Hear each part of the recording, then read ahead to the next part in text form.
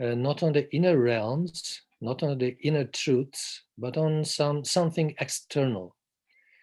So this exoteric path, this exoteric approach, will discuss the covering of whatever we perceive. Maybe not the essence, but the layer that covers it, that hides it from the inquisitive eye.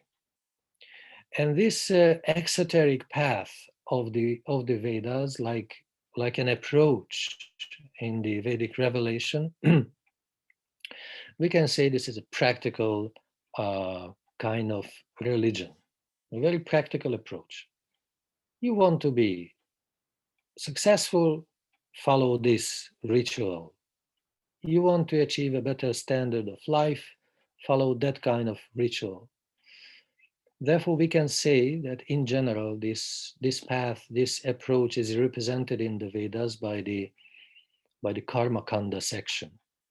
Here, karma means not simply action, which is a general meaning of the word, but here it means a ritual kind of action. So something that is according to some rules, according to some spiritual guidance. Because if we follow these rules, these specific action, then you can achieve the results of that action. Usually, here the main motivation for people who try to follow this path of karma is some better standards. Life is full of misery. They want to achieve eternal life as an alternative. Or they have some shortages and they want to achieve some blessings, material kind of blessings. So in that sense, this approach is a positive approach because it doesn't reject life or doesn't reject the realities of the material existence. Rather, it wants to enhance the conditions, which is not bad. If you want to have some better standards, follow some rules, and by these laws of nature and laws of spirit, you will achieve your goals. So therefore, this very all right, materialistic, but at the same time very practical approach, we can say this is the pravritti marg, which is supportive of the achievements and goals of life. So this is one big part of this whole tradition, which supports and promotes life on earth in general, or life on higher planes in general. So karma, the path of karma, Karma Kanda section of the Vedas and the Pravritti Marg is very close to each other. But if there is action, there is always reaction. So you cannot fully enjoy all the benefits of the word because we have to pay a price. It's natural. So then after this desire to enjoy might come a different approach, and this second layer of the reality, this second attitude towards reality, this is the path of jnana. This is the esoteric path, the esoteric direction. So the first was the exoteric, the external direction, like moving on the surface, superficial. And this one is like an esoteric, like an inner, hidden, insider's view, we can say. This is the path of knowledge, inquiries, deeper understanding, elimination of material considerations. This is, we can say that the approach of the intellect, spiritual intellect. And as I said, this is a kind of esoteric approach, because by this you can understand some hidden rules of material nature, hidden rules of the spirit. So this knowledge is power. This knowledge is power. And we can also say that this second approach considers very deeply and very profoundly the troubles of life, the troubles of action. If you lead an active life, you will reach many goals, many ambitions will be fulfilled, but there are some consequences. So this path of Gyan, this path of understanding, will pay attention on removing the consequences. But in a very simple way to remove the consequences, it's very easy. Remove the source of the trouble. No action, or rejecting the happiness of life, rejecting the elements of daily life, and trying to get a distance from these daily activities is kind of negative approach. So the first was like a positive, supportive approach. This one is more like a negative approach, how to reject the troubles and the source of the troubles, action. So this, the path of analysis, theoretical understanding, jnana marg, is very close to reject certain aspects of life. And finally, beyond the exoteric external and the esoteric internal inquisitive path, there is a third option of the Vedas in general, and this is the mystic approach. Mystic means absolutely hidden, based on revelation. Mystic means secret. You cannot talk about a mystic revelation. Mystic in general means keep silent. So we can say that's an inner understanding, an inner revelation. The mystic path tries to establish a connection. The first thing, the exoteric path wanted to enjoy the happiness of life. Very simple. The second wanted to find a solution to the troubles of life and to reject the source and the consequence of the troubles. While the third one, so this is kind of a neutral approach. But the third one, the real mystic approach, wants to establish a connection with divinity. So here the main purpose is not to reject, not to enjoy the daily life, not to reject the life experience, but to establish a living and a loving connection with the Supreme. Of course, there are different schools of the mystic path also, but this is a different topic. But generally, we can say that these are the three main approaches of the Vedas, of the Vedic tradition. One is daily life positive, the pravritti marg. The second is like rejecting, the nivritti marg. And the third one is the upasana, the worship, the path of worship. Karma marg, jnana marg, upasana marg. Upasana means the worship, worship as an attitude, worship to establish a connection with the divinity in general. Of course, first we discuss this topic in general. Later on, we can understand more details about this topic. So, the first path, the path of action, the ritualistic approach, is discussed generally in the hymns and the mantras of the Vedas. This is like a basic information. The esoteric path, the knowledge, is discussed in the Upanishads, the Brahmanas and the Upanishads, the second, so to say, genre of the Vedic literature. While the third path, the mystic path, is described in the Puranas.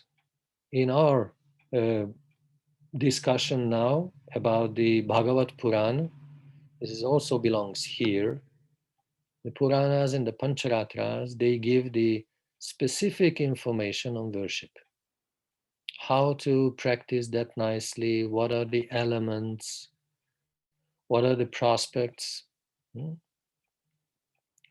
So according to these different approaches of the Vedas, we can find different explanations to this topic, the creative urge. Where does it come from? What is the motivation for the Supreme to act? Why God creates? What he wants to achieve? What is the impulse? Why is this happening? There's no doubt we perceive the results of the creation because it is manifested. Right now, this is in a manifested state. So we can perceive this Mayic reality. We can perceive this pseudo reality of matter. Yet we have to understand the reason for this creation. And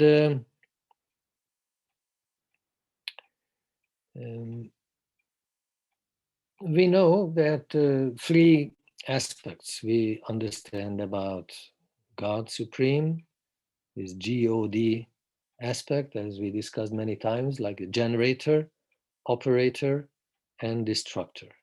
So there is one explanation why he creates, because he wants to, manifest these functions. He wants to generate, he wants to operate, and he wants to destruct. The creation, withdraw that everything that is manifested. But in my understanding, it's not a really fulfilling explanation, because it doesn't really give a higher purpose of the whole thing.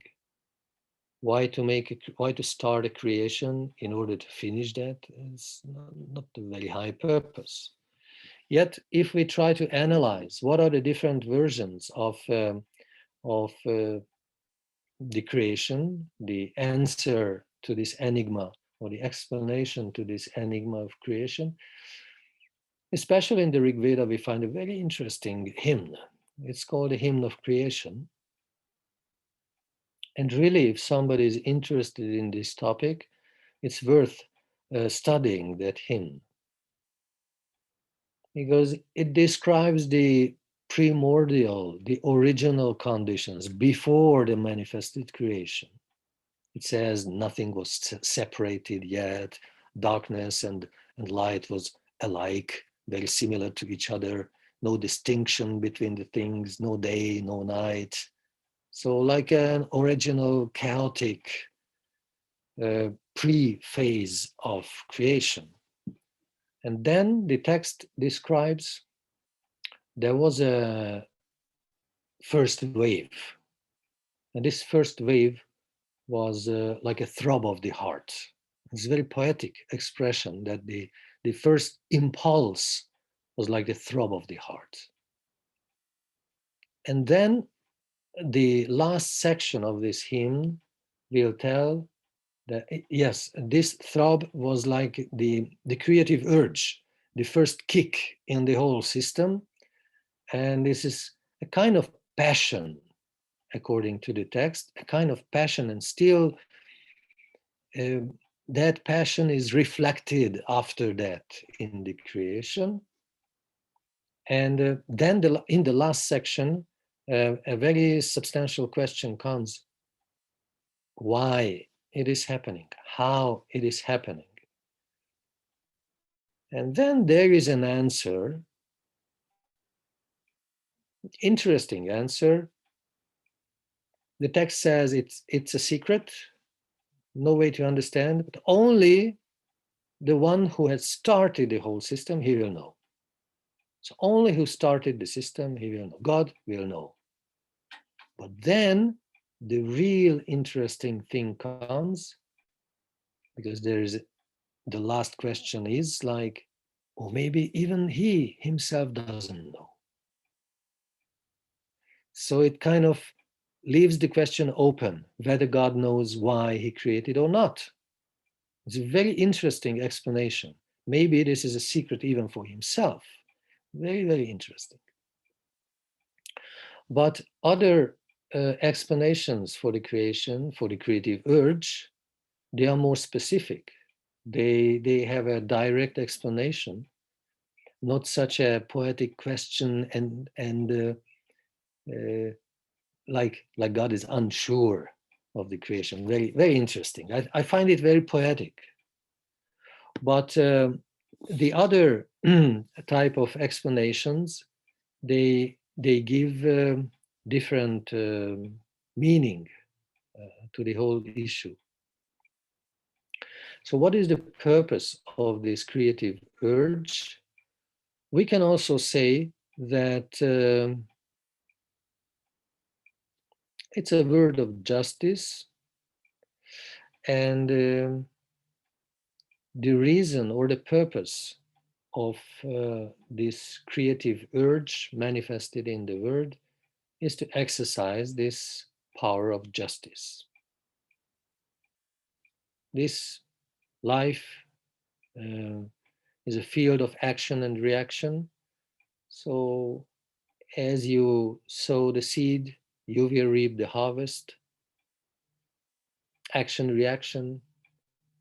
It's a cosmic system of justice. Whatever good has injected into the system, you can enjoy the benefits. Whatever bad or sinful or violent you inject into the system, you have to pay the price for that. So it's a kind of system of justice.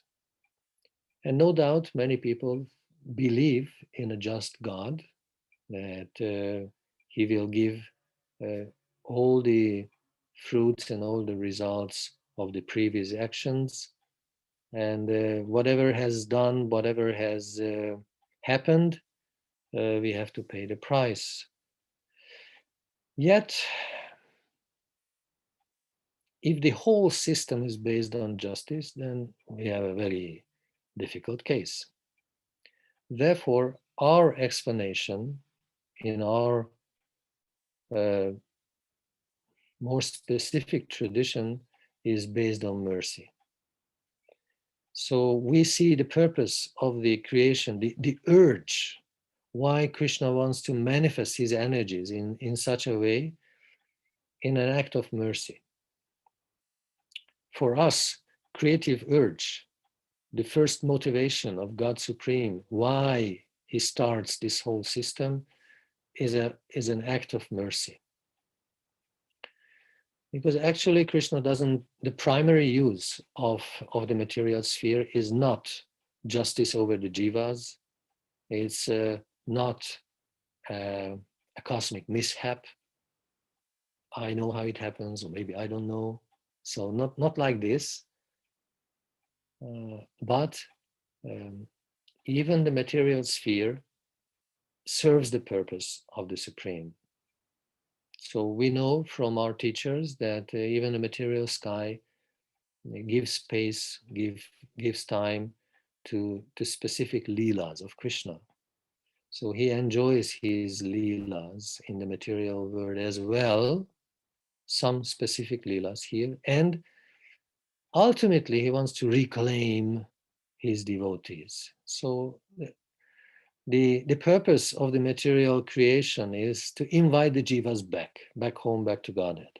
So why there is some trouble in material life? In order to help the jivas come to their senses. Why the four basic sufferings are there, like birth, old age, disease, death, in order to remind us that this is not the ultimate shelter. This is not our ultimate place. So we want to see the creative impulse as an act of mercy. Some also say that in the spiritual sky, there is a lack of manpower. Because Radharani wants to make extra garlands for Krishna. And she's got some helpers, but the brand new ideas of service, they need more participants. And she had already engaged in the service of Lord Krishna, everyone available. So there is a shortage of manpower. We can say there's a shortage of soul power. And then she is looking around. Where can I find some more helpers? Bring me some more helpers. And then she, from the Tatastha position, she kicks some jivas into the detour of material existence so that quickly they can return and join the service. That's another very poetic explanation, yet another act of mercy, so that more and more can join the divine reality, more and more can join the divine service. So in this understanding, we can say that the purpose of all these troubles in material life is to finally realize that we have to return to an original place, to an original condition, which is Jivera Sarupa Hoy, Krishna Nityadas.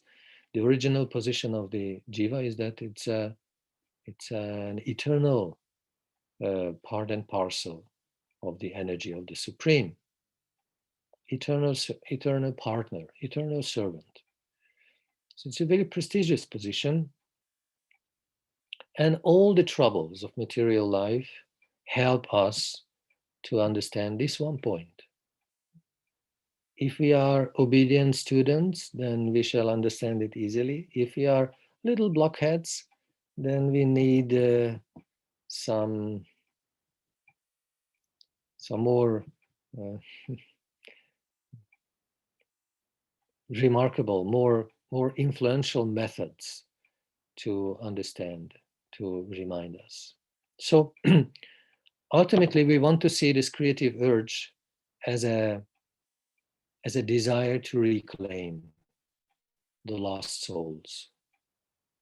Because we want to see Krishna as a merciful God who is not only neutral and creates a world in order to finish that. It's no real purpose there. He is not only a just God to exercise his justice. Whatever you have committed, then you will pay the price, karma and action and reaction. But he is a merciful one, and this beautiful title of the book of Srila Maharaj, like a desperate search, a loving search for the lost servant. I think this is the conception that we want to cherish in our heart, that Krishna is searching for the lost servants. And therefore he starts this whole thing in order to help us to find our way back home, back to Godhead. And there is a very nice verse from the secret teachings, which says, Yasmin praptam sarvam evam praptam bhavati. Yasmin gyatam sarvam etad gyatam bhavati. Translation says, whatever we must achieve, that one thing, by achieving what, you have achieved everything. We have to know only that one thing. By knowing what, we shall know everything. It's very, very high essential teaching, because it shows that the purpose is not to find and to understand the diverse information and to reach the different goals, but reach such a treasure, such a remarkable point. If you have that, you have reached everything. If you understand that, you had understood everything. So give me the essence, give me the most important thing. This is the purpose here. Give me the most important, reach that. And actually, this verse from the Upanishads also describes these three different approaches. I mean, first only two. The two different approaches of the Vedas. One is praptam, to achieve something. This is the pravritti approach. Give me something that by which I achieve everything, right? It's a kind of possessive mentality, a kind of result orientation, but in a spiritual sense. So this is karma. Give me something by which I obtain everything. The second path is like a jnani approach. I want to understand that one thing by which I will understand everything. This is great. I think it's very great. So don't give me the secondary information, give me the essence. It's a very focused desire. But you know, beyond this, so to say, achievement platform, and beyond this knowledge platform, there must be a third platform as well. And what is the third platform? The exoteric, the esoteric, and the mystic path, right? We discussed in the beginning. So even in spiritual ambitions, there might be this approach to achieve the things. This is a kind of karma, action motivated approach. There is a path, there is a desire to understand things. This is like a jnani approach. But there must be a mystic approach as well. What is the mystic approach? It is not described in the original text of the Upanishads, but we can say that let me love that one person by loving whom I can love everyone. I can reach the perfection of affection, right? Because first is to reach something like action, karma, achievement. The second is to know something, give me the essence of knowledge. And finally, the mystic path is the path of love. So give me that one chance of love through which all the love is possible, right? I think it's very, very beautiful. And here comes the know-how, how to find this essential point where we can give a little service and then everything is accomplished. Very profound question. But our Srimad Bhagavatam also gives a very substantial answer for that. You know, this verse, this explanation, that if you want to water the leaves of a tree, the tree itself will dry up. But if you water the roots of the tree, then the whole tree will blossom, right? So loving God Supreme, you can love the whole creation, all the participants of the creation. By loving one person or few persons, we cannot embrace everyone. So this is the secret know-how of perfect spiritual loving approach. Love the source, serve the source, and through that source of the whole creation, your little service will reach everyone. So this is the path of upasana, this is the path of mystic, love mysticism as described by Chaitanya Mahaprabhu. We belong to his school, the loving, mysterious experience, divine experience. And this is the path of bhakti. Bhakti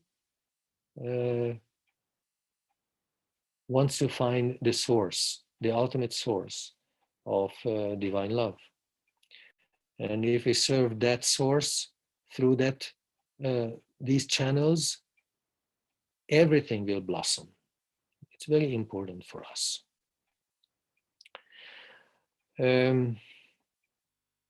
But if we return to some other explanations of the creative impulse, then, for example, the Upanishads, they described in one place that existence was in the beginning. So it's very positive.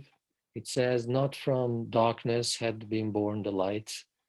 It's not that from non-existence, existence started to happen. No, it declares that existence was in the beginning. And then this existence, this wanted to multiply, wanted to diversely multiply its energies.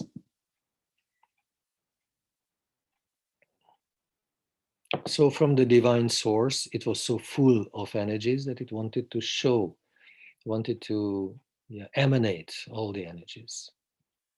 Then in the Vedas, in another place, we find a very, very, very secret understanding. I think we discussed that also, that they consider life as creation as a sacrifice, as a divine sacrifice.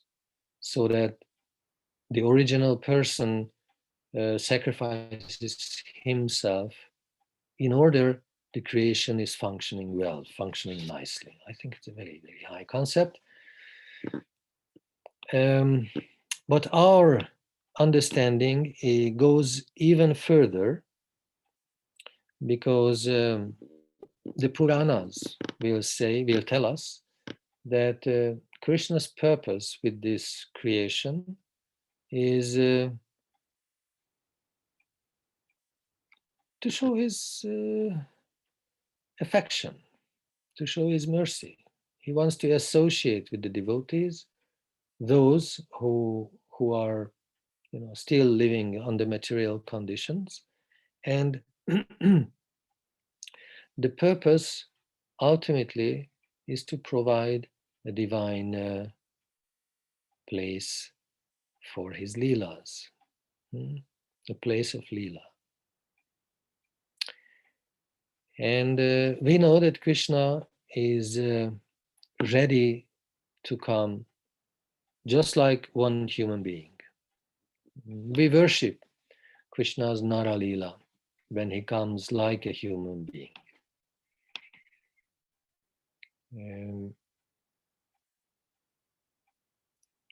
In this way, he comes very close. And so therefore, when he came as Krishna, he didn't appear as a royal, in a royal environment, or he was not a pandit. He didn't take a prestigious position, but he came like to live with the cowards of Vrindavan. A very simple life, like one of us. If Krishna would come today, I'm sure that he would take birth in the society of computer or IT engineers, because every second person is an IT today. So this is like a majority. This is like a natural, not natural, but like a general condition. Right? So he comes one of us, like one of us. Naralila. The extreme opposite of this divine Naralila is Naraka Lila, or the hellish play of human beings who want to imitate some divine position. So Naralila, Krishna's pastimes as a human being, and please understand it properly, is totally different from human beings naraka lila, which is actually a hellish condition when you try to imitate the divine position. Both are based on illusion. One illusion is divine. When Krishna accepts himself, accepts the position to be a son of Mother Yashoda, when he accepts the position of being a fighter with Mushtika and Chanura, the wrestlers of Kansa, etc., etc. When he accepts all these positions, this is his divine, so to say, illusion. Sometimes, I think that's very charming. When with the voice he enters the throat of this Bakasura demon, then he forgets about himself. He says, oh, what to do now? We are in danger. What to do now? Just like as he doesn't know. Of course he knows. But this is part of the Leela. He acts like a human being. But sometimes surprised, other times perplexed, yet other times happily enjoying with the gopis or the gopas. So just like one of us.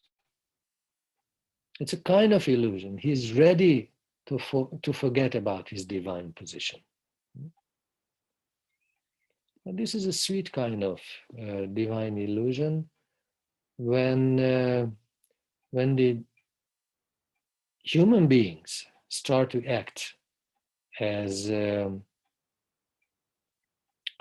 some kind of divine personalities, or they want to be enjoyers of their own life. This is the Naraka Lila. This is the hellish illusion of the humans to pose themselves as divine. It's a bitter type of illusion. So better we get rid of this second type of illusion, and therefore we are very much ready to worship the divine illusion when Krishna is ready to come as one of us. Sometimes he fully believes and behaves like that. Other times, Mother Yashoda, for example, he says, oh, there's very unusual features around my son. No, he is my son.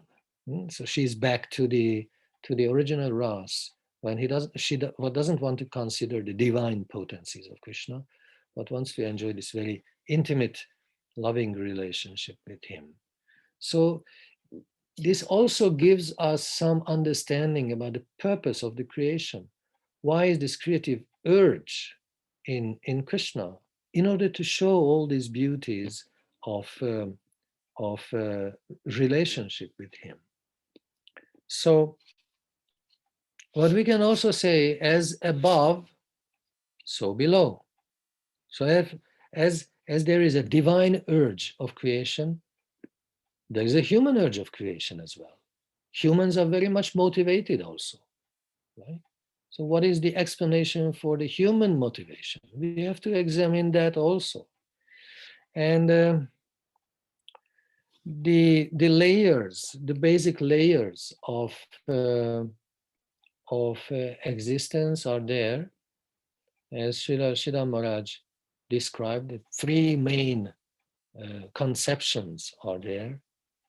One is the enjoying mentality. This is for the material platform. This is very close to this Naraka Lila, this big illusion of the humans. The second one is the plane of renunciation. It's a jnani, neutral type of reality. And the third is the word of dedication. So exploitation, renunciation, and dedication. We try to belong. We want to belong to the path of dedication. We want to live in the world of dedication, not in exploitation and not in bitter or simple renunciation, but in dedication. That is a higher plane. So, as above, so below. So whatever happens up there with Krishna, we can find parallels, we can find some little distorted similarities here in the material life as well. Because also, according to our teachers, we know that these different layers of reality are higher and higher realities. And the topmost reality is, again, very simple, just like a simple rural life on the planet Earth. But the main difference is that it's fully spiritual. Right? So this is a very big difference, fully spiritual. This is the aprakrita. You don't understand how divine it is. It looks like very simple, very human, but it's fully spiritual.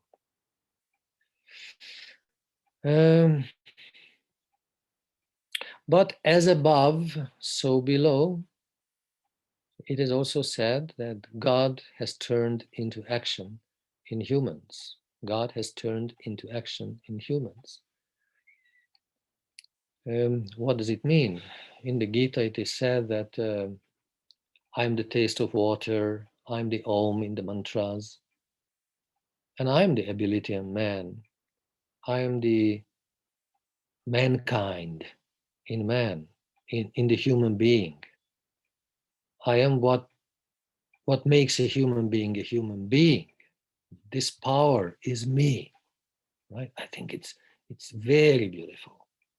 If we realize only that one verse from the Gita, then our life, spiritual life, will be successful. Because whatever abilities you have, whatever qualities you have, you will understand that it's a gift of God. Then it's an accomplished level of realization. So what really makes a human being a real human, that is Krishna. That is the divine touch. As above, so below. He has this creative urge. We also have the creative urge. So therefore, humans are also engaged in creation somehow, in a limited manner, of course. Usually we don't create universes. Usually we don't create two big things. But for example, we can create our little environment. It's like a small kingdom, like a small universe. You can take care of your creation. You can take responsibility for that if you are a nice creator. Because in one way, we can say that humans are co-creators with the Supreme. We human beings, we have this urge for action as well. What is the source? Why it is there? We can say that action, activity is a sign of life. Dead matter is non-active. Very slow motion is there, for example, in the rocks. There is some sign of motion, but very slow. Their level of consciousness is very underdeveloped. But in human beings, the action is always there. So we can say that action is a sign of life. Therefore, from that point of view, we can appreciate action better than non-action. Because non-action in most of the cases is motivated by ignorance or a passive mood,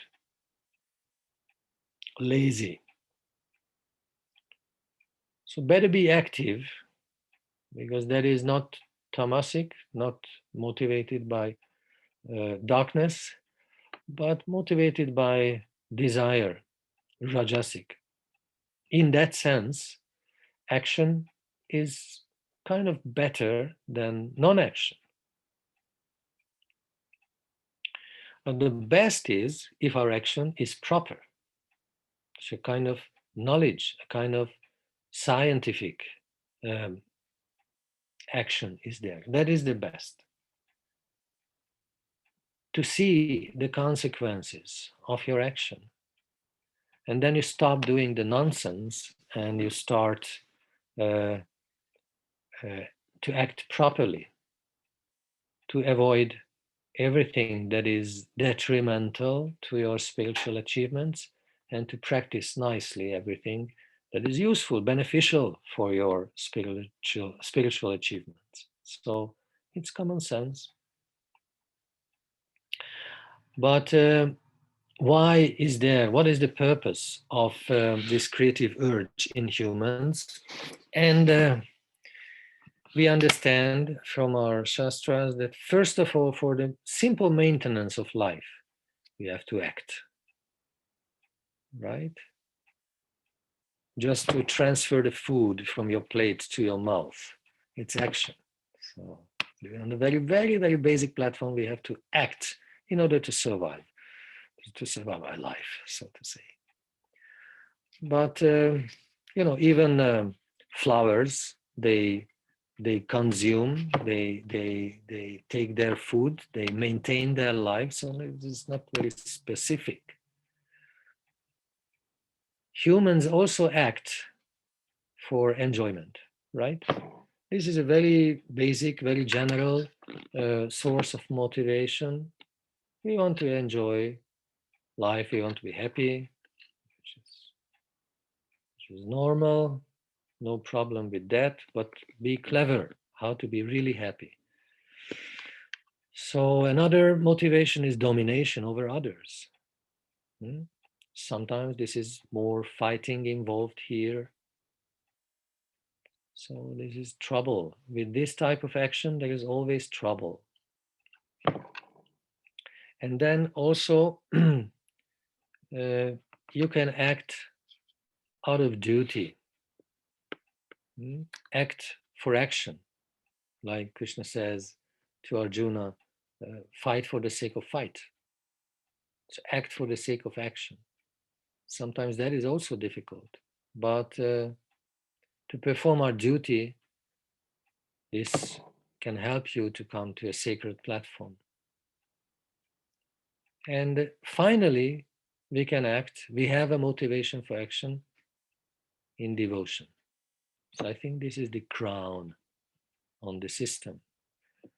And of course, I didn't mention like cruelty or bad intention as motivations, because why should we speak about that?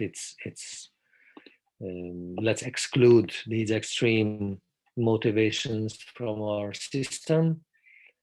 But I think we can agree that the best type of motivation for the human beings to act is to fulfill the divine desire, to act in dedication. If your action is in harmony with the divine will, then it's very prosperous. Then it will be successful. If not, if we are antagonistic to the divine desire, then not so much success is expected. So the main duty of a spiritual practitioner is to find to understand the desire of Krishna, what he wants from me now, today, from me specifically. It's an eternal question for a devotee, for a spiritual person. What am I to do in order to be more in harmony with the divine truth, with the divine reality? How to serve Krishna better? How to help his leelas? How to serve Radha Govinda meeting? It's an eternal question. From the very general type of question, what is my duty? what is my spiritual prospect, how to find the divine truth, or how to serve divine beauty and love. The same question is there. What is my contribution? Where is my place in this beautiful system, in this beautiful spiritual system? So I think this motivation, like to act in dedication, I think it's a very, very nice approach. And if you love someone, there's no question that you automatically try to make him or her happy, right? So this is our divine chance to try to come closer to our ideals. And what will happen if we can do this?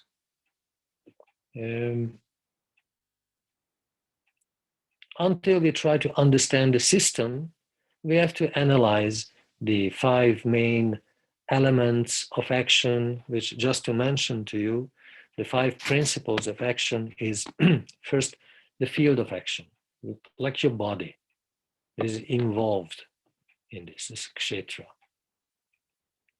field of action. Then the second is the actor, who acts, who fulfills the action, right? So this means your responsibility involved.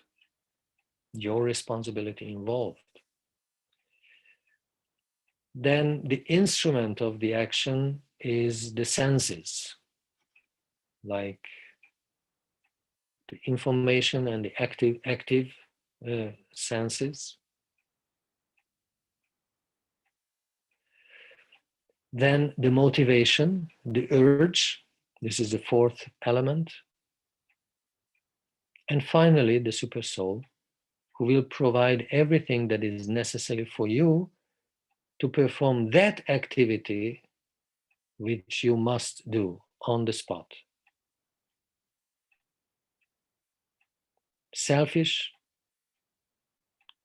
the arrangement will come so that you act selfishly. Selfless, the conditions will be created in order for you to become more selfless. Or dedicated, Krishna will provide all the chance for us to learn this dedicated action, the action of dedication. And what will happen?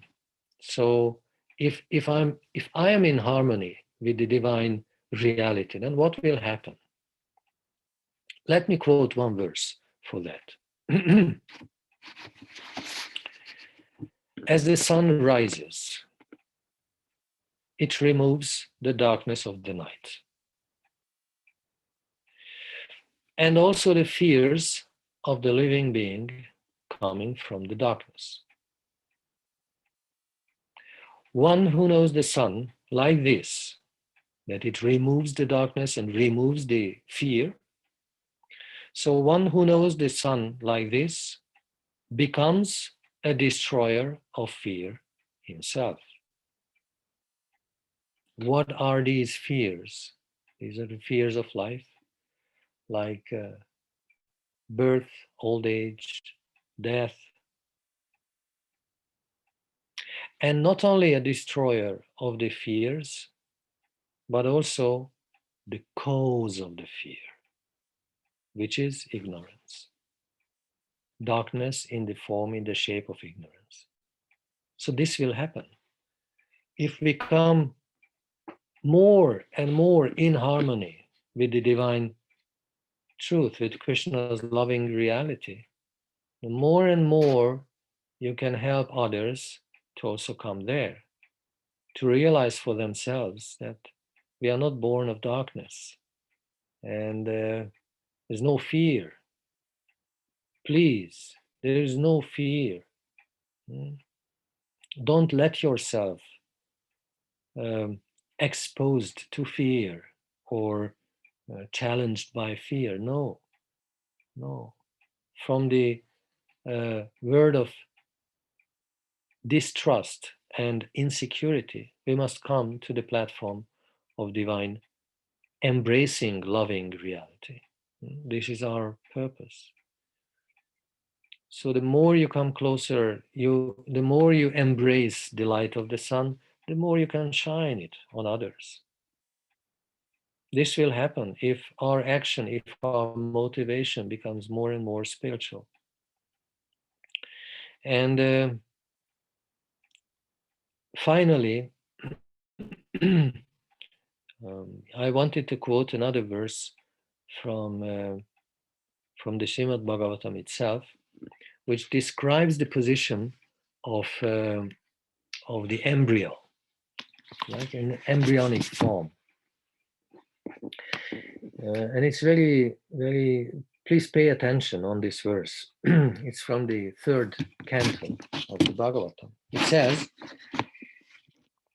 in other types of bodies, the jiva will perceive reality only instinctively, only through the instincts.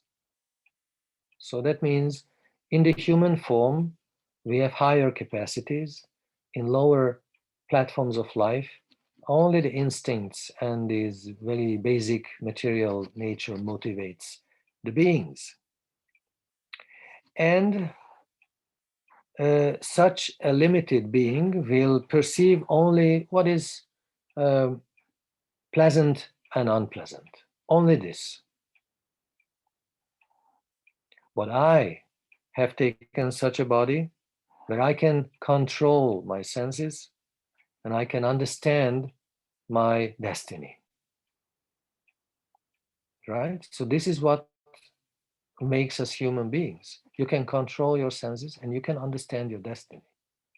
You can understand yourself. You can understand the path from where you start and where you reach. Therefore, I offer my respects to the Supreme Lord because he blessed me with such a body, and through his mercy, I can see him inside and outside as well, internally and externally as well. Very beautiful verse describing the chance of being born as a human being. It's nice. It's a right and it's an obligation at the same time. So if we want to understand this enigma, what is the creative impulse in God, then look at yourself. Try to understand your life. Try to understand your motivation. And the more and more refined your eye, your observation over yourself becomes, more and more you will understand what is the proper motivation, which I think we can identify as the mercy, the action of compassion. So we can say that the urge, the creative urge, comes from the surplus of our Krishna. He has so much that he wants to share and he wants to multiply his beauty, his opulence, his emotions. So by sharing, he multiplies. By giving, he receives more.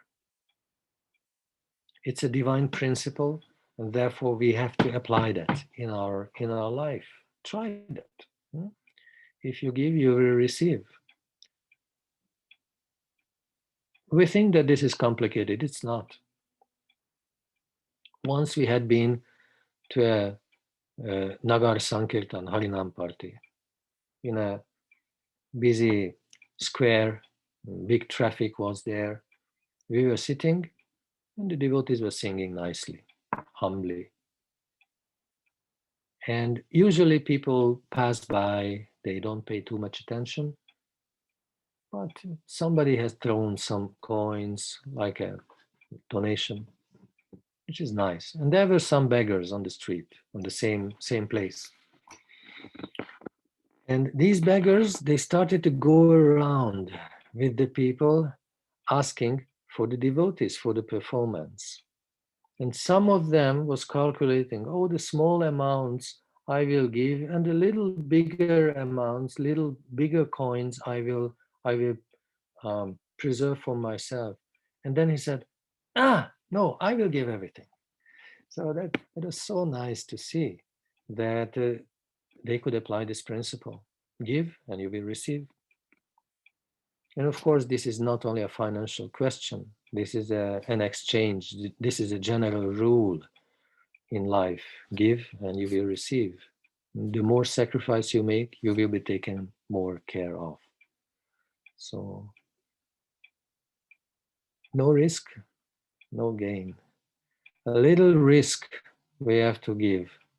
A little discomfort we have to take. Give up your comfort. Give up something of your desires, and you will receive more. Give up the attachment, and you will receive everything. If we accept that maybe this is a purpose of this whole universe, the purpose of this whole creation, so that we understand this simple truth, I think we can be happy. That's a good lesson, and I'm happy if we can learn and study these basic truths and basic rules of creation.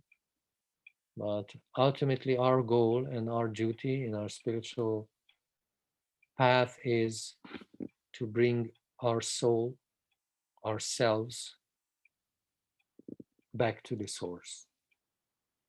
We're a small spark, and bring that small spark back to the original fire.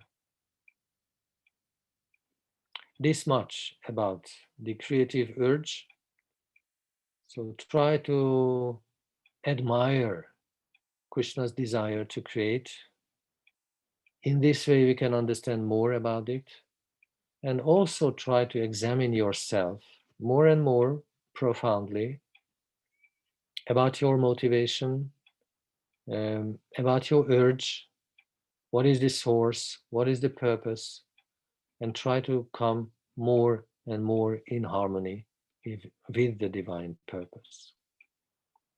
So thank you so much for your attention.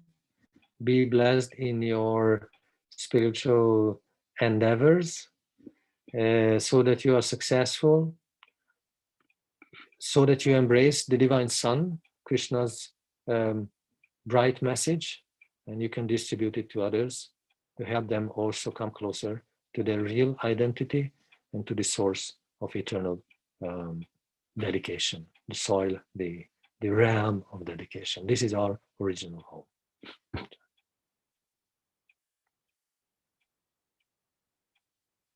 Thank you so much.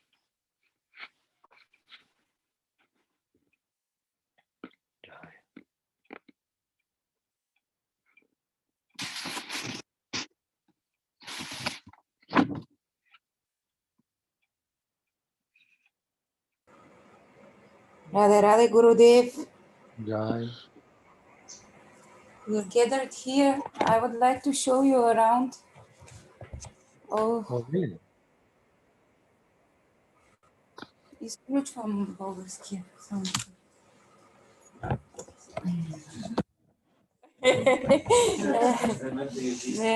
You can wave, by the way. If you want, you can wave. Yashoda, Vicky, Chrissy.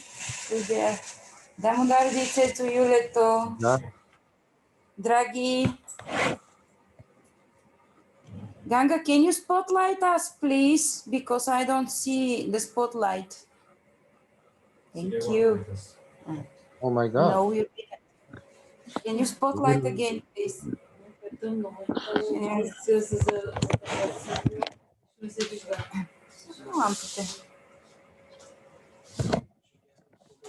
Oh, nice. Can you see us now? Sangha. Oh my Here we God. go. Jai Ho. Oh, Draghi is there. Please tell Draghi that I couldn't pick up the phone last time, but we shall speak next time.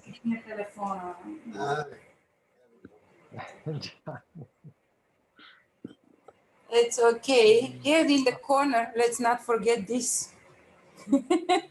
My God. Oh, so nice seeing you. Greetings from all of us, Gurudev. I'm very envious. I'm starving to get your company. But well, the ashram is opening. We are starting with the ashram at the end of June, and nice. Please come. We need you, please. All right. Yes, please.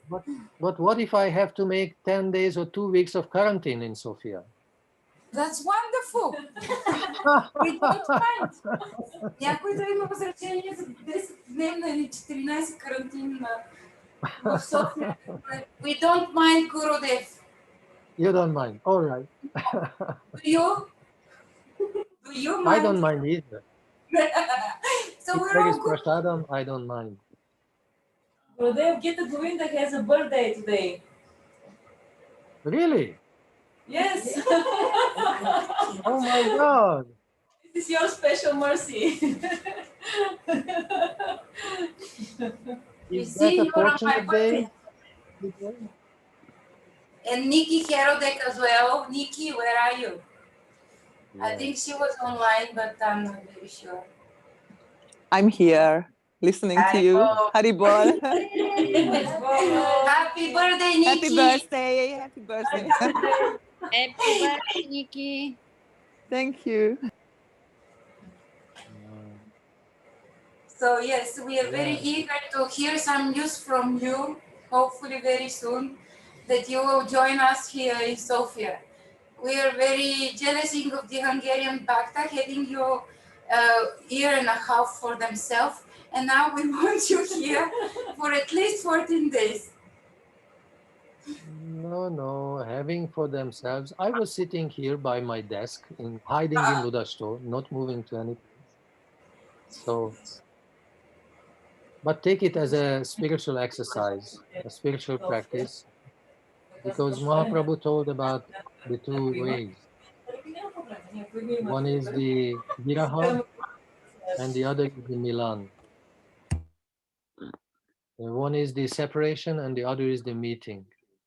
So today is the separation, tomorrow is the meeting. So one cannot happen without the other. So, and really, this is what I mean. Right now, strange times, and this is according to our sacred tradition. And in this way, I think we can really, really appreciate sadhu sangha. If there is a chance, then we can appreciate.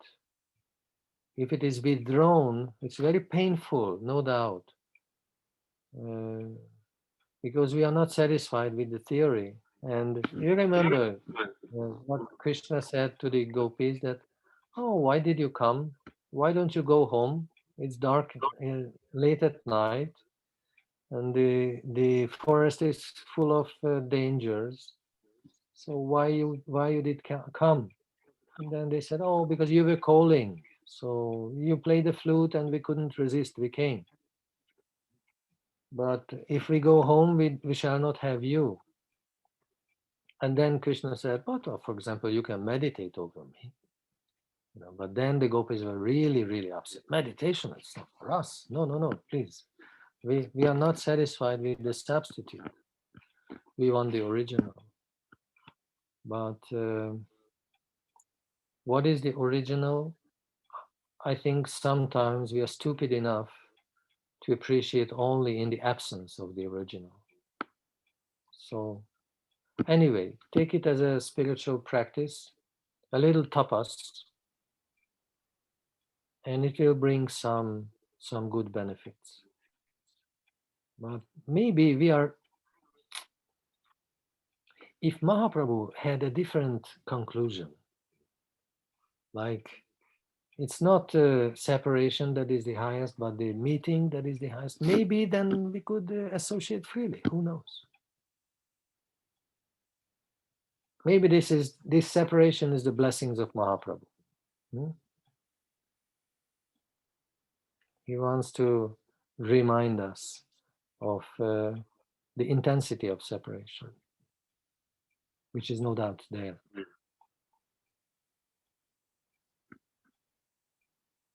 But please come together, serve together, chant together. Just now we finished a chanting session. For 2 hours we were praying and chanting and doing some vows, some dedication for the protection of all the devotees, for the success of the mission. And it was very intense spiritual practice. We had our candles, we had our incense, and we had our japa with us. It's a very intense practice, so please do come together, chant together. It's a very powerful experience. And I am there. Oh, yes. In the old times, Srila Prabhupada had a very, very beautiful few words to his disciples. It is in the collection of Gurudev, and I had made a copy of this. There's a very nice picture of Srila Prabhupada, and these few words, few sentences, they say, I know that you love me very much, and you have to know that I also love you very much. And I know that I cannot be all the time with you, but until you preach Mahaprabhu's mission and you chant the holy names, I am there with you. So this is what I can repeat to you. Until you carry on with your services, individual, like your meditations, and joint services, like missionary activities, I am with you. The time will come when we shall be separated on the bodily platform. But work hard and pray hard in order to never be separated on the spiritual platform.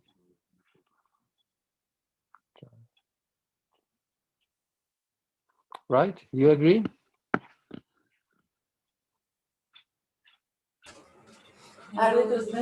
Yes, we are. Yes, Gurudev. Right.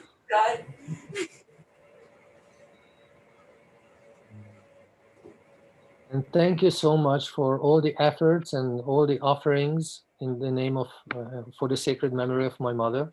You're very kind, and I feel like it helps me a lot also. So thank you so much for that.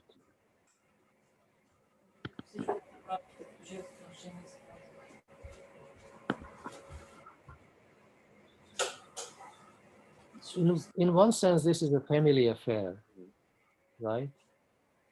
But on the other hand, I feel that we made a contract for this lifetime to share what we have. So I hope you don't misunderstand. But for me, this is a very warm feeling that you share this experience with me. I appreciate it.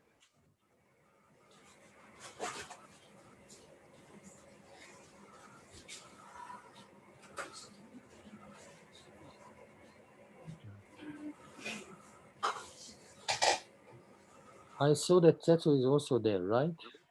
Yes. Oh, please, Tetsu, don't forget about the article. Yes, I've not forgotten. And Thank you. do my best. Yes, yes.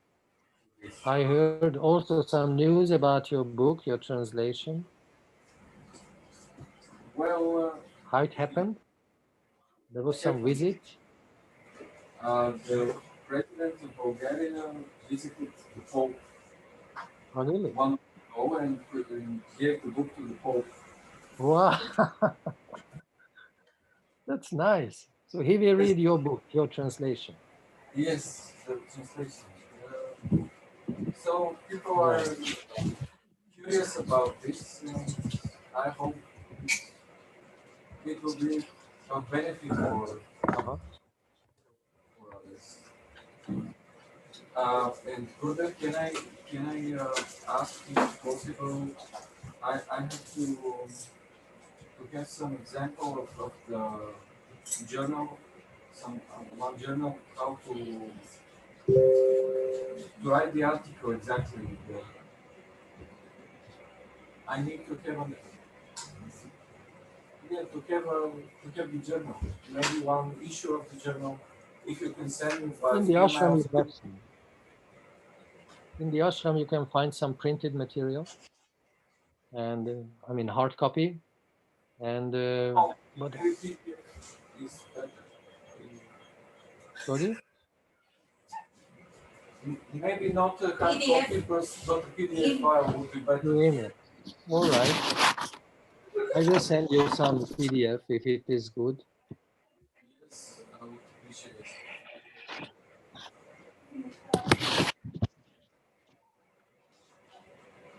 Yeah.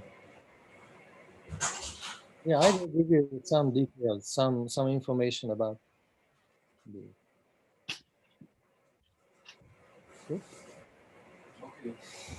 They're very eagerly waiting.